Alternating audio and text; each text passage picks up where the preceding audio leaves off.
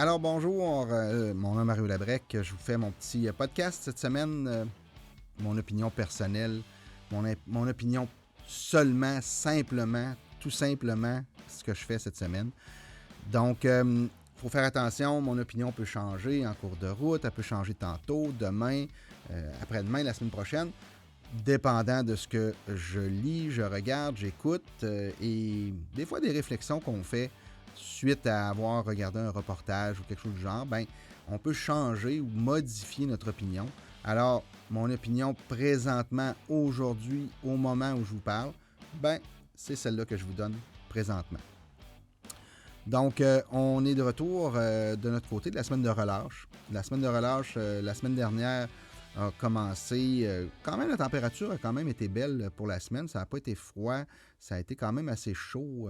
Chaud. C'était l'hiver quand même, mais c'était pas l'été. Mais il reste qu'il faisait pas moins 20, moins 25 la semaine passée. On a eu quand même du plaisir à l'extérieur avec les enfants, il faut le dire. Ça a quand même été plaisant. On est allé glisser, entre autres, à quelques endroits différents avec les enfants sur des tubes. On a quand même eu beaucoup de plaisir. J'avais mon plus jeune qui est allé à la garderie, peut-être, je pense, c'est 3 jours sur les 5, quand même, qu'on a envoyé. À la garderie, quand même. Les autres étaient normalement à l'école, donc en semaine de relâche. J'en ai 5, fait que il y en a 4 qui sont restés avec nous toute la semaine.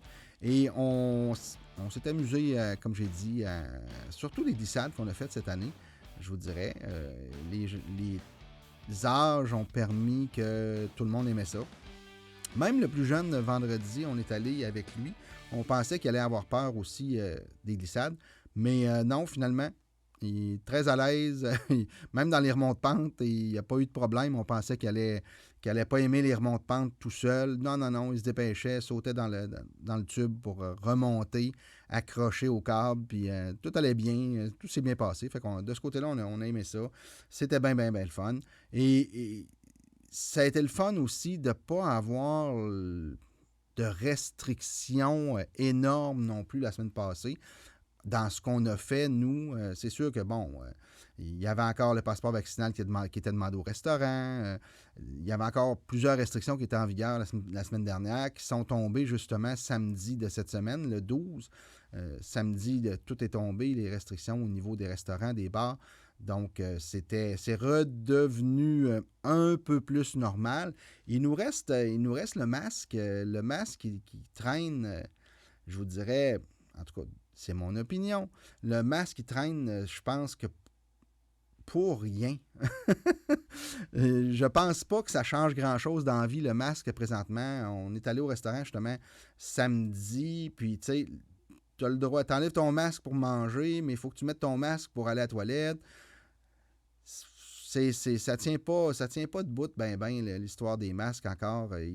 Normalement, moi, je pense on aurait dû depuis longtemps, de toute façon, enlever toutes ces restrictions-là. Mais à l'heure où on est là, la restriction du masque, je pense qu'elle peut passer son tour, elle aussi. Les jeunes en classe, même chose. Les jeunes en classe, écoutez, c'est niaiseux, mais ils peuvent enlever le masque quand ils sont en classe. Mais s'ils vont à la toilette ou s'ils vont changer de local ou le temps qu'ils s'en aillent à la récréation, ben ça leur prend leur masque dans les corridors. Chose assez folle, à mon avis. Je pense qu'on est rendu ailleurs, là, présentement. Je pense qu'on devrait passer à autre chose, tout simplement. Disons que les gouvernements sont chanceux également. La guerre avec la Russie et l'Ukraine fait en sorte que les reportages, la TV a lâché la COVID, a lâché à peu près tout ce qui se fait au niveau COVID. On a une petite ligne dans le bas de l'écran aux nouvelles qui nous dit combien il y a eu de cas ou des choses comme ça, mais on n'en parle plus ou pratiquement plus dans les nouvelles. Bonne chose, tant qu'à moi, de toute façon. Mais là, on est parti à l'inverse sur la Russie et l'Ukraine. Et là, tout le monde, go Ukraine, go Ukraine. Je connais pas assez l'histoire au complet de cette phase-là, de cette guerre-là. Je pourrais pas me dire que je suis pro-Ukraine ou pro-Russie. Je pense que, de toute façon, personne n'est pro-guerre. Je pense que les gens ne devraient jamais arriver là où ils sont. Tu sais, on voit les bombes, on voit les gens, le monde normal, là, tu sais, pas les militaires, mais les civils qui subissent la guerre. Ça ne devrait pas exister, peu importe la raison, peu importe la guerre ou peu importe qui est président, qui est ministre, premier ministre, etc. Là, ça ne devrait pas exister. Donc, c'est mon opinion, là, comme j'ai dit, simplement. Donc, c'est ce qui fait en sorte que maintenant, à la télé, sur 30-35 minutes de nouvelles, parce que j'écoute souvent le soir, moi, les nouvelles de 10 heures à TVA. Pourquoi? Parce que le récepteur enregistre les nouvelles, je l'avais programmé sur longtemps, à tous les soirs, puis souvent après, on écoute les nouvelles avant de se coucher, juste pour voir s'il s'est passé de quoi de spécial.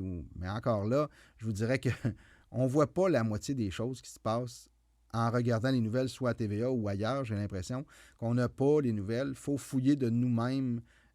Même Facebook est rendu plus précis dans les nouvelles parce qu'il est plus varié, peut-être un peu moins contrôlé, malgré que Facebook fait une vigie aussi de tout ce qui se passe sur leur plateforme. Ils coupent des vidéos, coupent beaucoup de choses, d'informations, j'imagine, qu'on n'a pas accès, qu'on ne voit pas, que les gens ne sont pas capables de publier, ou publient puis c'est retiré tout de suite parce qu'il y a quelqu'un qui a fait une plainte puis le système enlève automatiquement tout ça.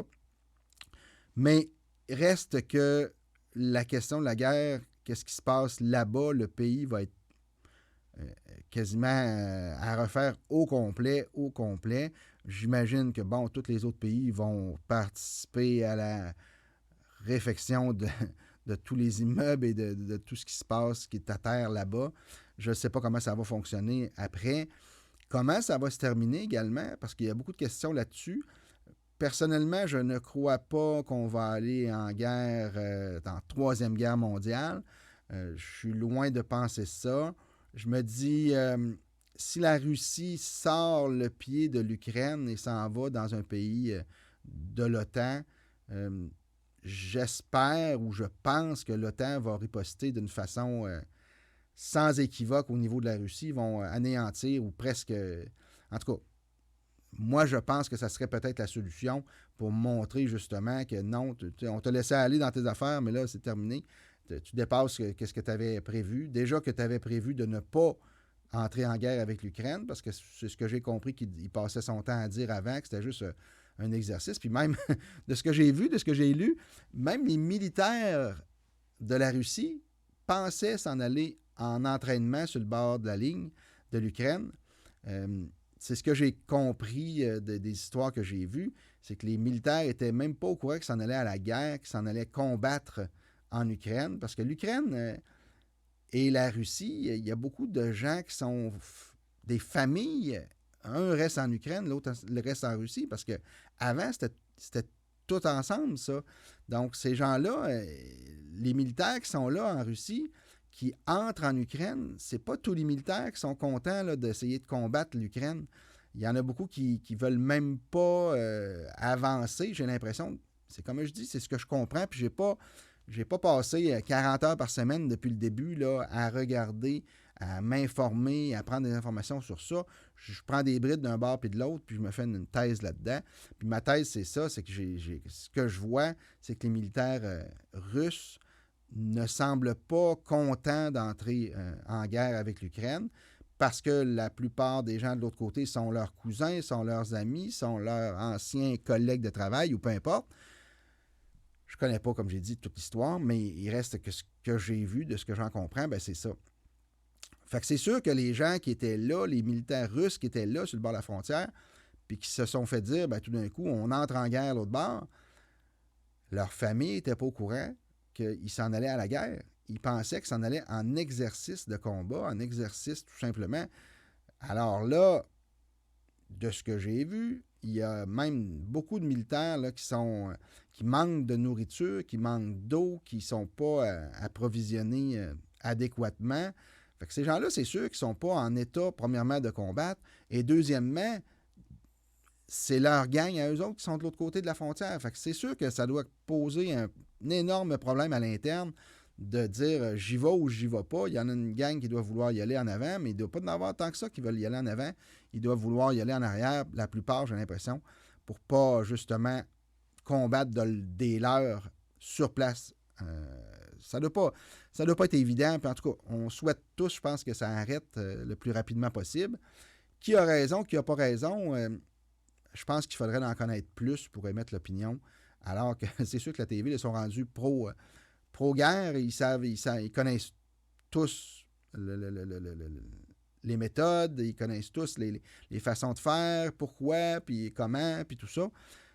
Là, quelques semaines, c'était des pro-vaccins, pro-COVID, et ils ont changé facilement de profession assez vite. Mais ça, c'est comme je dis, c'est mon opinion. Mais il reste que c'est spécial de voir le système médiatique qu'on a, le système médiatique qui décide des bonnes et des mauvaises nouvelles, qui décide de qu'est-ce qu'ils vont nous fournir comme information. C'est sûr que les gens qui ne parlent que français, qui ne comprennent pas l'anglais, à la base, ont un certain problème, justement, d'avoir la bonne information d'un côté puis de l'autre. Ils sont biaisés par, justement, les médias québécois qui, oui, sont en français, mais il n'y en a pas beaucoup. Il n'y a pas d'opposition à ces médias-là, ou presque pas. On n'a pas les deux côtés de la médaille. On a bien le côté de la médaille qui veulent nous montrer.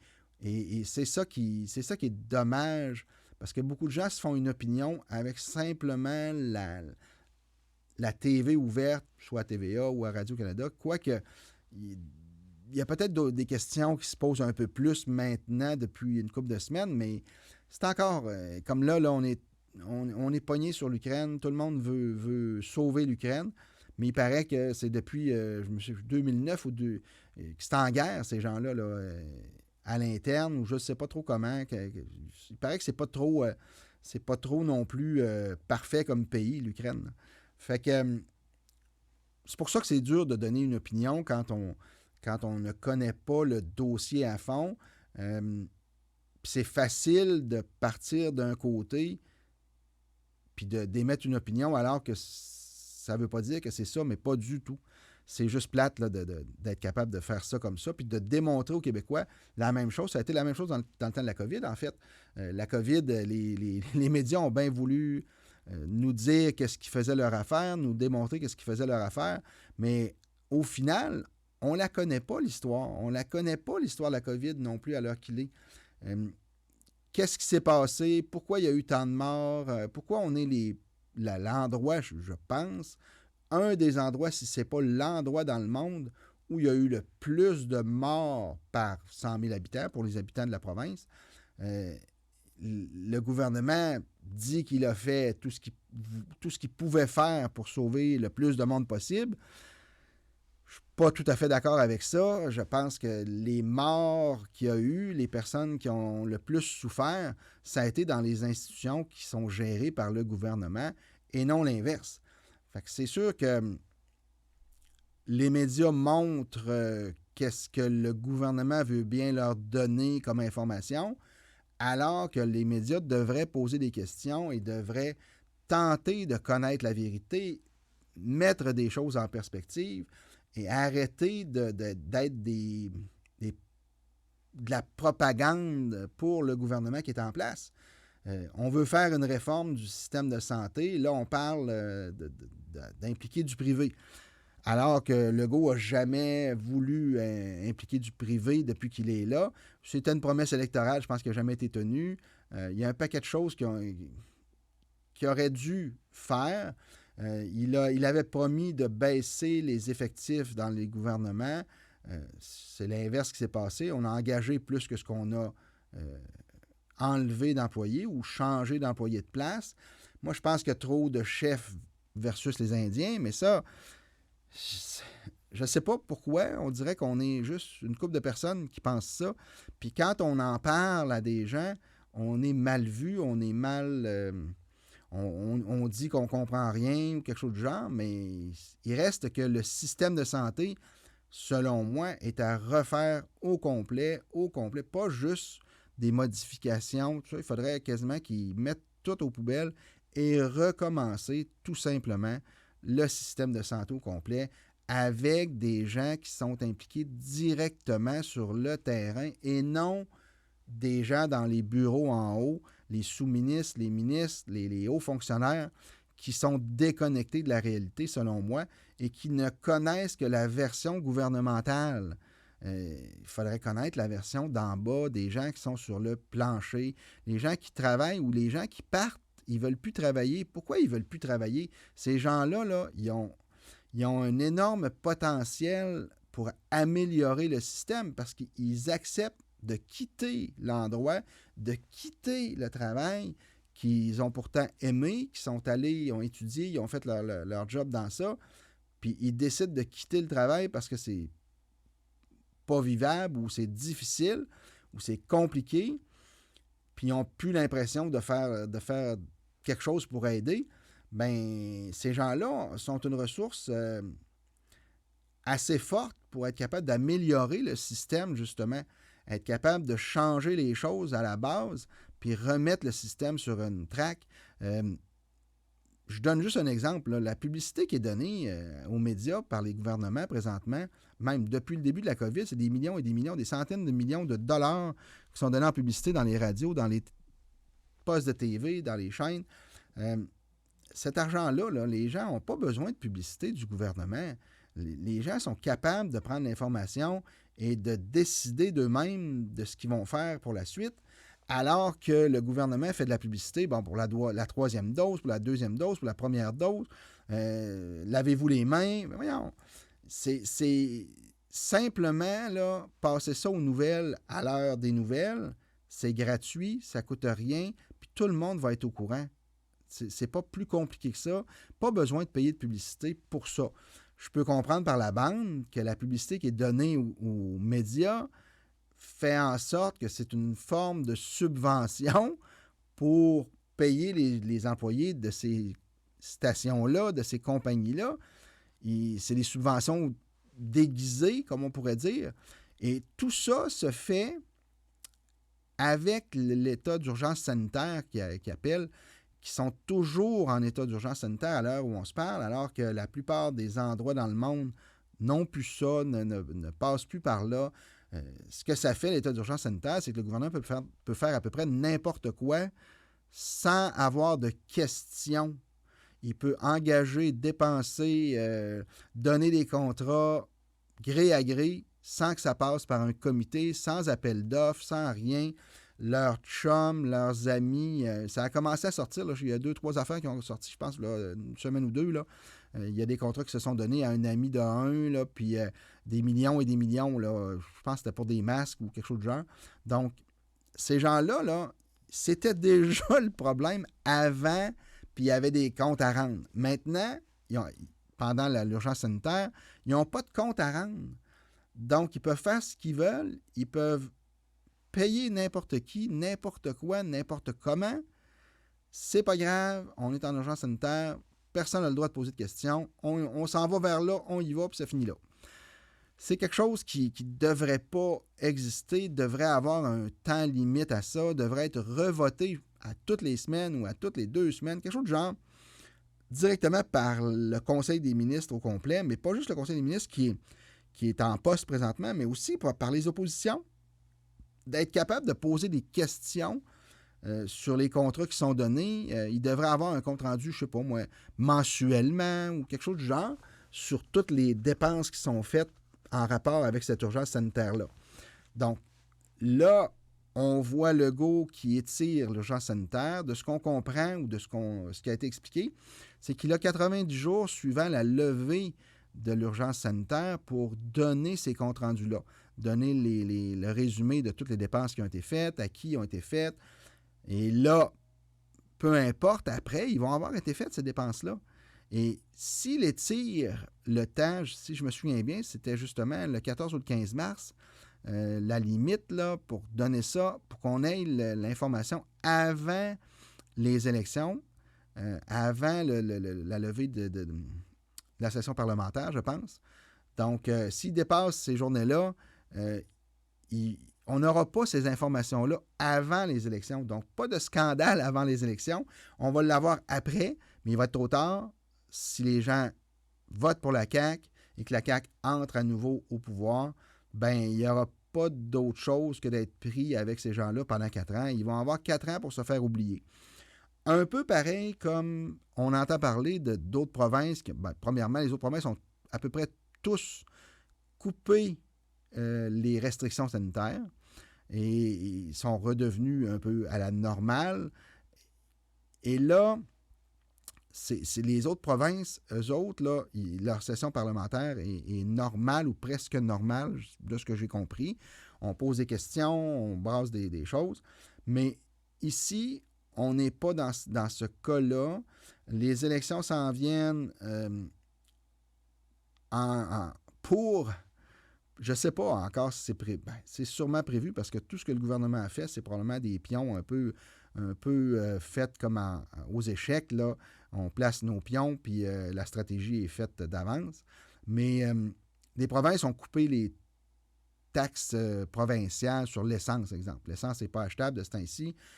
Pour aider les gens, ils ont coupé leurs taxes complètement du montant de l'essence. Donc, je pense que ça représente quelque chose comme 20 cents ou 20 quelques cents ici par litre de taxes provinciales. Donc, si le gouvernement Legault disait on coupe nous aussi notre taxe provinciale pour un temps sur le litre d'essence, bien, ça se reflète directement dans l'économie. J'ai vu quelqu'un qui dit ouais, mais là, s'ils coupent les taxes sur l'essence, ça ne redonne pas d'argent au monde qui n'ont pas d'auto. Cette personne-là ne pense pas plus loin que le bout de son nez parce que tout ce qu'elle achète, à peu près, passe par un moyen qui prend de l'essence, donc qui dépense de l'argent en essence, qui dépense du litre d'essence et donc 20 cents de plus du litre d'essence. S'il livre des tomates à l'épicerie, ben les tomates coûtent plus cher parce que l'essence coûte plus cher. Fait que ces personnes-là n'ont pas pensé plus loin que le bout de leur nez avant de faire ce commentaire-là, en disant ben moi, j'ai pas d'auto, fait que j'en vends pas d'essence, fait que moi, ça ne me joue pas dans mes poches. L'essence va jouer dans les poches de tout le monde. Si on baisse le prix de l'essence, on va peut-être réussir à empêcher ou à diminuer au moins l'augmentation d'à peu près tout ce qu'on peut acheter. Et j'ai entendu tantôt Uber Eats puis les chauffeurs Uber qui vont avoir un montant qui va être ajouté, je pense que c'est 50 sous, quelque chose de genre par commande, là, qui va supposément, Uber a dit qu'il donnait ce 50 sous-là d'augmentation directement à leurs chauffeurs pour justement essayer de contrer la dépense d'essence que les chauffeurs ont à payer supplémentaire pour faire le travail. Et ben ça, c'est le consommateur qui le paye. Celle qui répond ouais, mais moi, ça ne me sauve pas d'argent parce que j'ai pas d'auto, bien, si elle fait livrer quelque chose, ben elle paye 50 cents de plus à chaque fois, là, présentement, qu'elle fait livrer juste pour la livraison, pas pour l'assiette, pas pour le lunch qu'elle fait livrer. Parce que lui aussi va charger en conséquence aussi, parce que son stock, ses produits qu'il achète sont livrés par camion, donc coûtent plus cher rendu au restaurant, avant transformation, se fait transformer, se fait livrer, bien, encore là, augmentation. Fait que c'est vraiment relié directement, le coût de l'essence, à peu près à tout ce qu'on fait dans la vie. C'est partout. C'est sûr que l'idéal, ce serait d'avoir, pas de taxe à peu près n'importe quoi, là, mais on l'a. On n'est même pas capable de faire enlever la taxe sur l'essence, justement, présentement, alors que c'est problématique. Alors que beaucoup de provinces, de pays dans le monde le font présentement pour aider les gens de leur pays ou de leur province, le font.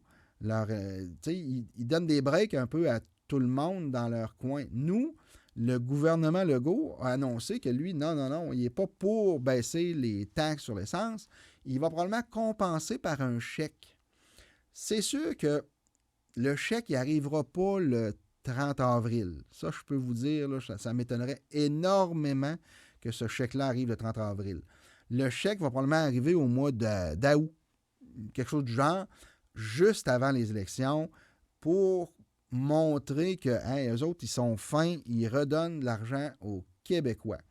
Est-ce que ce chèque-là va être à tous les Québécois ou ils vont choisir une catégorie de Québécois, soit par les revenus, soit par un statut, peu importe, je ne sais pas comment ils vont vouloir fonctionner, mais alors que les frais d'essence se répercutent à tout le monde, il devrait avoir donc un chèque à tout le monde pour récupérer ça.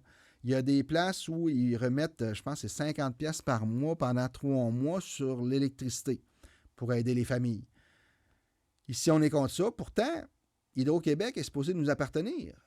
Donc, au lieu de faire des millions, des milliards de profits, pourquoi, pendant le temps de cette crise-là, de ce problème-là, pourquoi Hydro-Québec ne dit pas on va ramener nos profits au minimum pour tenter de remettre de l'argent dans les poches des gens qui sont clients, des gens qui payent l'électricité.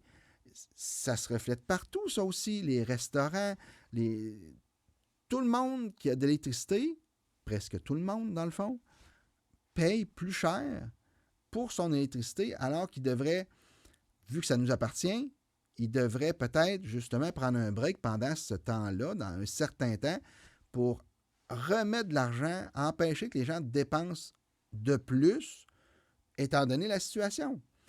Mais c'est pas ça qu'on va faire parce qu'on a besoin de l'argent pour engraisser la machine, pour engraisser le gouvernement et continuer à payer tout le monde qui est en haut et non ceux qui travaillent à la base. C'est là qu'est le problème. C'est les gens qui travaillent à la base qui ne sont pas assez payés et qui ne sont pas assez nombreux. Les gens montent en haut, mais on ne remplace pas ces gens-là qui montent en haut par d'autres en bas, où on les remplace et là, on a un double salaire à la place. C'était pas ça que le gouvernement avait dit quand il a été élu. C'était pour couper justement dans les dépenses, couper dans le gouvernement, couper dans les effectifs, replacer les finances, etc., etc. C'est vraiment pas ça qui s'est passé depuis 4 ans, on va se le dire. Je pense pas qu'il y ait de bilan de sortie officiellement, mais c'est facile. Certains médias en sortent là, au niveau de l'augmentation des effectifs au gouvernement. On en cherche encore, je ne me souviens plus comment, là, d'autres fonctionnaires pour travailler, alors qu'on devait en couper. Moi, je pense qu'avant de faire entrer du nouveau personnel, on devrait réaffecter les gens à de nouvelles tâches. Changer les gens qui sont en haut, qui n'ont pas besoin d'être là, qui n'ont pas besoin d'être en haut, qui auraient juste à descendre en bas, faire la job où on en a besoin. C'est là qu'on en a besoin.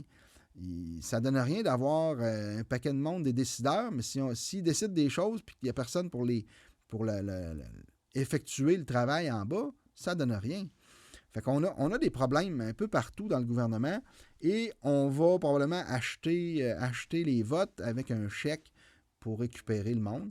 Et les gens vont avoir le temps d'oublier parce que si le fameux, je pense, 90 jours pour sortir les rapports de l'urgence sanitaire sont passés, ça va aller après l'élection. Personne ne va être au courant avant l'élection de tout ce qui s'est passé comme contrat. Le chum d'un chum qui a eu un contrat de tant de millions, qu'il n'y a personne qui a posé de questions, c'est fait, c'est réglé. Bien, après les élections, ça a bien beau sortir, ça ne changera pas grand-chose, je pense, en bout de ligne. Je ne pense pas qu'on va remettre l'argent. Les gens qui ont été trop payés, je ne pense pas qu'ils vont retourner un chèque au gouvernement. C'est un coup que ça va être fait, puis ça va être fini, il n'y aura rien à faire. C'était pour vous parler tout simplement de ce qui se passe présentement dans le gouvernement. Je pense qu'on est un peu à côté de la traque encore une fois. Là, on ne le voit plus, M. Legault. On voit M. Dubé. On voit, même Dubé, on le voit beaucoup moins aussi. Mais on voit surtout, comment il s'appelle, donc Boileau, qui est à la santé publique, là, qui donne des infos. Ils se sont séparés les rencontres, là, les points de presse. Fait que Legault remonte dans les sondages depuis qu'on ne le voit plus. C'est drôle, c'est bizarre comme ça. Mais la satisfaction des Québécois est quand même très bonne selon les sondages envers le gouvernement. Rien à comprendre. Il ne faut pas chercher à comprendre de toute façon. C'est ça qui est le problème, c'est que les gens se mobilise pas, ne pose pas de questions. On dirait que c'est... Les gens ont laissé prise, ils ont lâché prise. On laisse aller tout à peu près ce qui se passe. Je ne sais pas comment ça va, ça aussi, ça va se terminer à un moment donné. Là. Il faut redevenir à la normale, retourner à la normale. C'est pas normal présentement ce qu'on fait.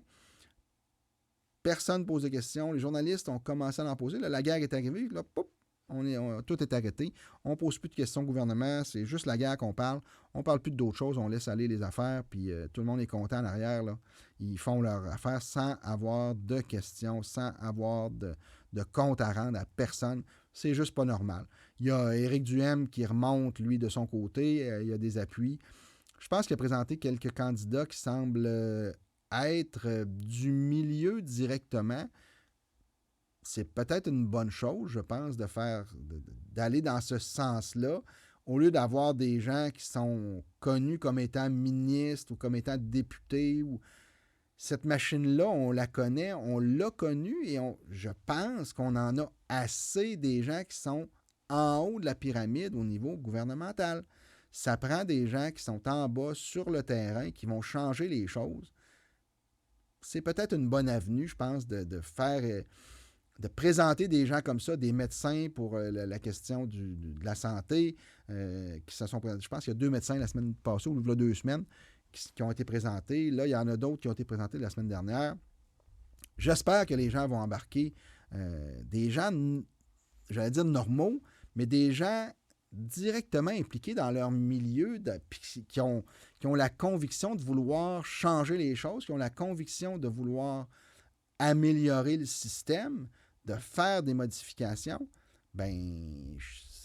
Moi, je pense que c'est une juste de bonne chose qu'on voit des gens comme ça s'impliquer dans le processus gouvernemental, dans le processus des élections.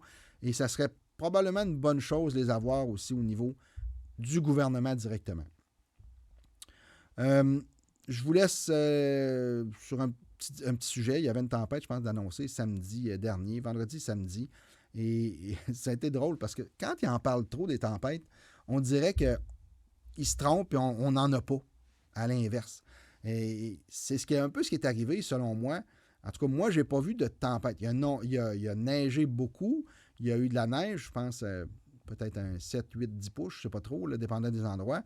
Mais il reste que on nous annonçait une tempête épouvantable, que tout allait être arrêté samedi, je pense, qu'il n'y aurait plus rien qui se passerait, il allait y avoir des vents à pu finir. En tout cas, le problème, c'était vraiment un grave problème pour la tempête en fin de semaine. Et on avait prévu même pas faire grand-chose en réalité, parce qu'on s'est fait tellement dire qu'il allait y avoir une tempête épouvantable. Samedi, on est sortis, nous autres, normalement. Oui, il a neigé, une petite neige, le fun. Et on est allé sur les plaines, on est allé manger en ville, on est allé après ça glisser, je pense, dans le coin de Bois-Châtel. Et on n'a vraiment pas eu de problème au niveau des routes. Il y avait de la neige qui tombait, mais une petite neige le fun. Pas de tempête, pas de vent, pas rien de ça. Samedi soir, je suis allé aussi au restaurant avec des amis. Puis en revenant, on avait de la rafale. Il neigeait plus, mais c'était la rafale de la neige qui était déjà tombée. On avait un peu de poudrerie, mais pas pour arrêter, pas pour dire, là, mais il était rendu, je ne sais pas trop, 10-11 heures le soir. Là. Pas dans la journée, il n'y en a pas eu. En tout cas, nous autres, on n'en a pas eu chez nous, dans notre coin. Tout ce qu'on a fait dans la journée, à Québec, tout ça, on n'a pas eu de problème à ce niveau-là. Ça n'a vraiment pas été un problème. Fait que c'est juste drôle de voir même ça, les médias embarquent dans quelque chose, je ne sais pas quoi, mais même dans ça, ils l'ont pas. Ils ont, je ne sais pas si c'est parce qu'il manque de vérification. Il y a sûrement moyen de voir qu'il n'y avait pas de tempête réelle d'annoncer, qui arriverait. Je ne peux pas croire que quelques heures avant, on n'est pas capable de prévoir ça aujourd'hui, de dire, écoutez, on annonçait beaucoup de neige, une tempête épouvantable, ça s'est calmé, on n'en aura pas. Non. Même samedi, on annonçait une tempête. On avait des pop-up qui sortaient sur les sites, sur nos apps de météo et tout ça, qui disaient tempête hivernale, de rester chez nous, que ça allait être épouvantable. ça suit le reste, en réalité. Ça suit qu'est-ce qu'on fait dans la vie, ça suit qu'est-ce qu'on a comme information au niveau du gouvernement, ça suit qu'est-ce qu'on a comme information au niveau des médias. Il y a une façon de donner l'information, il y a un canal, puis c'est tout. On n'a pas les bonnes informations, on n'a pas des questions qui sont posées, on n'a pas de contre-vérification, rien. On nous donne ça, les gens disent pas un mot, puis c'est tout, c'est correct. On paye, puis ça finit là. Fait que c'est juste plate, ça serait le fun que ça change. Je pense qu'il y a de la place au changement, c'est officiel. Il faudrait arriver à trouver des façons d'améliorer notre système. On a, tu sais, comme là, la question de l'essence, du gaz, puis tout ça, là. On a des ressources, supposément, au Québec, pour être producteur, pour en avoir pour des millions et des millions, si ce n'est pas des milliards de barils de pétrole, qu'on pourrait, premièrement, être indépendant de notre côté, mais aussi en revendre. Parce que là, on s'aperçoit que beaucoup du côté de l'Europe sont dépendants de la Russie, justement, au niveau pétrole. Ben, si on avait préparé notre pétrole à nous, si on avait été à l'avant-garde peut-être quelques années avant, on serait en mesure de prendre justement du marché, d'aller leur vendre du pétrole, puis qu'ils soient indépendants de la Russie un peu plus. Mais à la base, même en oubliant ce côté-là, nous, on pourrait être aussi indépendants. On aurait notre pétrole, donc on serait indépendant de ce côté-là. S'il y a une guerre, s'il se passe quelque chose ailleurs, on est capable de vivre et de continuer nos affaires sans avoir les augmentations qui vont avec une pénurie ou quelque chose du genre. Mais ça, le gouvernement Legault a mis ça de côté aussi. C'était un projet qui était sur la table, même une promesse électorale, puis il a coupé sur sa promesse électorale pour l'environnement, alors que notre pétrole, on l'achète pareil, on le fait venir pareil, et selon moi, est encore plus dangereux environnementalement de la façon dont c'est procédé aujourd'hui versus si on le faisait tranquillement dans nos affaires au Québec directement, de prendre le temps d'établir le plan et de sortir le pétrole sans avoir de danger au niveau environnemental. Je pense qu'on est capable de le faire et de vivre de cet argent-là. Hydro-Québec est un exemple. C'est plate parce que c'est devenu propriété du gouvernement et c'est à la merci du gouvernement. C'est une machine à faire de l'argent pour le gouvernement, alors que ça ne devait pas être ça. Ça devait être pour les Québécois qu'on faisait ça. Mais bon, les gouvernements ont fait en sorte qu'ils sont allés chercher le cash là-dedans. C'est probablement ce qui va arriver si jamais le pétrole sort. C'est ce qui va probablement arriver aussi. On n'est pas capable de donner aux gens, de faire baisser les impôts, de remettre de l'argent dans les poches des gens, des Québécois. On n'est pas capable de le faire. On dirait qu'on a un blocus là-dessus. Je ne sais pas si on va finir par arriver à régler ce problème-là comme Québécois. Mais je sais une chose aussi, c'est que le Canada commence cette année de nous donner de l'argent en retour. Je prends l'Alberta qui, lui, va sortir son pétrole. Et on trouve ça épouvantable, le pétrole sale et tout ça. Mais on prend l'argent, par exemple. C'est des milliards, je pense, qu'on reçoit de l'Alberta en contrepartie. Alors qu'à l'inverse, on serait capable probablement d'en donner aux autres pour améliorer la situation. C'est probablement une bonne journée. Justement, ces provinces-là vont se tourner le dos et vont demander d'arrêter d'aider le Québec de cette façon-là parce que on aurait les ressources pour être seul, pour être capable de le faire. Mais on ne les exploite pas parce qu'on dit hey, c'est sale. Mais voyons. Il y a moyen de le faire proprement, sans problème, puis être le plus efficace et le plus sécuritaire possible, je pense, dans ce que j'ai vu. Je ne m'y connais pas, je ne suis pas un connaisseur, pas du tout, mais les brides que j'écoute, que je lis, que je vois d'un bord et de l'autre, ben, font en sorte que je donne cette opinion-là, tout simplement. Puis je pense qu'il y a une place à faire ça. Il y a une place pour être capable de le faire. Donc, je vous laisse là-dessus pour aujourd'hui. Ça fait du bien. Ça faisait une grosse semaine là, que j'avais pas, une dizaine de journées, même je pense 15 jours, que j'avais rien fait. Je m'étais fait pirater une page Facebook que j'ai professionnelle pour mon métier, pour mon courtier immobilier. Il a fallu que je m'occupe de ça. Ça a pris plusieurs jours pour essayer de régler ce problème-là. On a réussi quand même à récupérer notre page et à sauver cette page-là. On se faisait demander une rançon pour notre page. On s'était fait voler notre page et ils voulaient nous la revendre. Donc, on a réussi à récupérer nos choses. Mais ça a pris beaucoup de temps, ça a pris beaucoup de choses. Ça a fait en sorte que je n'ai pas eu de temps pour faire des podcasts, m'amuser. Puis, si vous avez des suggestions, si vous avez des questions sur ce que je parle, comme je vous ai dit, vous laissez des commentaires, vous m'écrivez, vous savez comment me trouver, là, c'est facile. Tapez Mario Labrec, courtier immobilier, tapez Mario Labrec, podcast, quelque chose du genre. Vous pouvez également aller sur mariolabreccourtier.net, mariolabreccourtier.net. Vous allez trouver les podcasts, entre autres. Vous allez avoir accès à ça et quelques informations, là, un blog que j'ai, que je devrais justement recommencer à écrire des blogs. Ça ferait du bien à la page. Et aussi, c'est le fun. Les gens lisent, puis j'ai des commentaires. C'est le fun de savoir que les gens regardent ces choses-là. Je fais ça pour m'amuser. On s'entend que ce n'est pas mon métier premier.